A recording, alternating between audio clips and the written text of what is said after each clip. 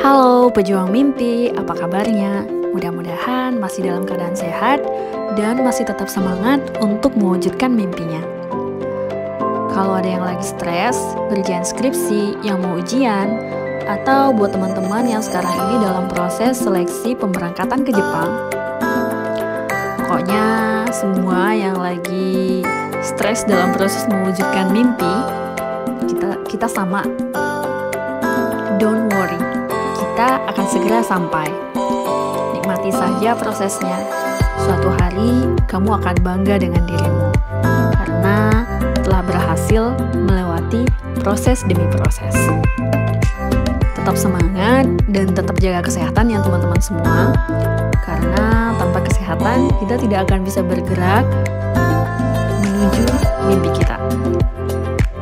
Jangan lupa subscribe, like, komen, dan share video ini ya teman-teman semua, biar makin semangat buat videonya.